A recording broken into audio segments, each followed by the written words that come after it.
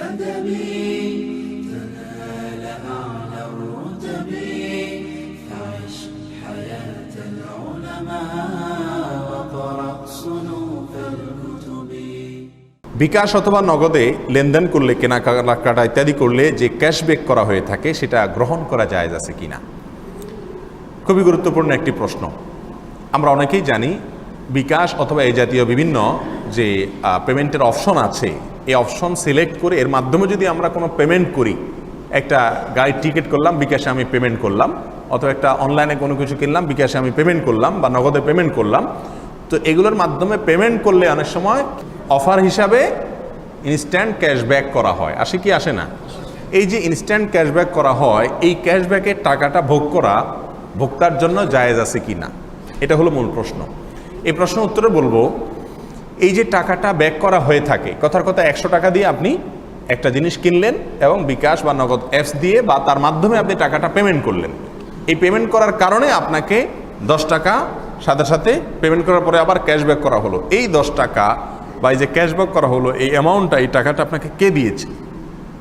দুইটা রাস্তা হতে পারে। নাম্বার 1, আপনি যার পণ্য কিনেছেন, কথার কথা একটা XYZ একটা পরিবহনের টিকিট কিনেছেন, তো এই পণ্য যার কিনেছেন তিনি তার পণ্যটার মধ্যে ছাড় দিয়েছেন আপনাকে।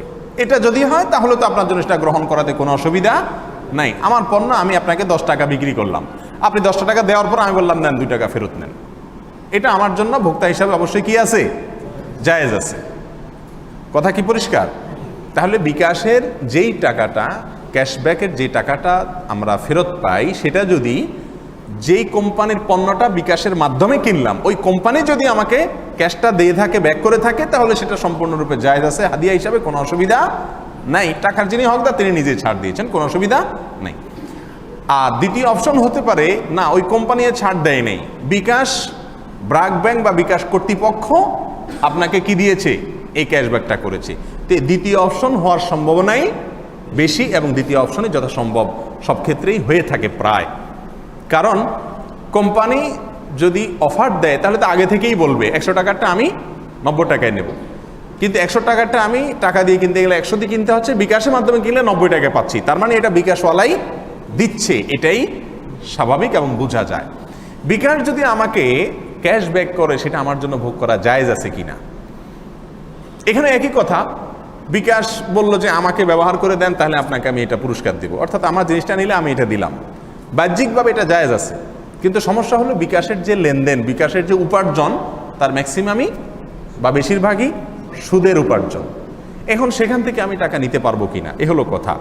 তো এই প্রসঙ্গে বলবো যে যেহেতু বিকাশের শুধুমাত্র সুদের উপার্জনই নাই, সুদ ছাড়াও তাদের বিভিন্ন রকমের উপার্জন আছে, সেজন্য তাদের উপার্জনটাকে বলতে হবে সরাসরি 100% সুদের উপার্জনই তাদের আছে তা নয়, বরং মিশ্র উপার্জন তাদের। মিশ্র উপার্জন যদি হয়, তাহলে সেরকম কোনো ব্যক্তি যদি মিশ্র উপার্জন যারা আছে এরকম কোনো ব্যক্তি বা প্রতিষ্ঠান যদি আপনাকে কিছু হাদিয়া দেয়, উপঢৌকন দেয়, উপহার দেয়, তাহলে সেটা গ্রহণ করা আপনার জন্য জায়েজ আছে। তবে গ্রহণ না করলে সেটা হবে তাকওয়ার দাবি, উত্তম। কথা কি বুঝাতে পারছি?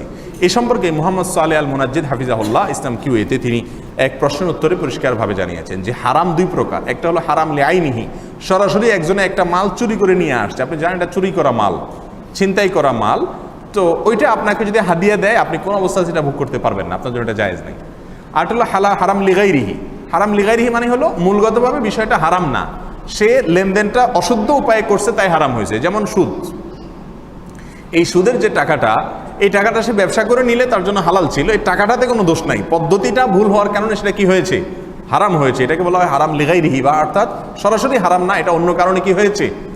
হারাম হয়েছে, মূলগতভাবে হারাম না।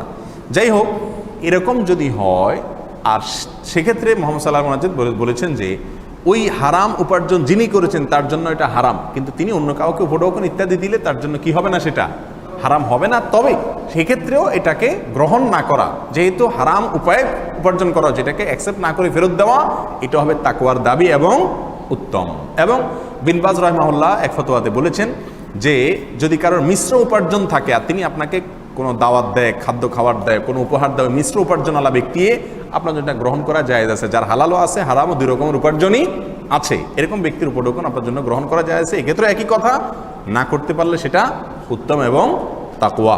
এবং islamweb.com কাতার ভিত্তিক মুফতিদের একটি বিশ্ববিখ্যাত একটি ওয়েবসাইট আছে, সেখানেও একই ফতোয়া দেওয়া হয়েছে, আর অনেক ওলামা ইকরামের ফতোয়া রয়েছে। সবগুলোকে সামনে রাখলে আমরা দেখি বিকাশ বা নগদ অ্যাপসের কেনাকাটা করলে বা কোনো কিছু পেমেন্ট ইত্যাদি করলে যে ক্যাশব্যাক করা হয়ে থাকে ইনস্ট্যান্ট, সেই ক্যাশব্যাকের টাকাটা আপাত দৃষ্টিতে জায়েজ আছে ভোগ করা ইনশাআল্লাহ।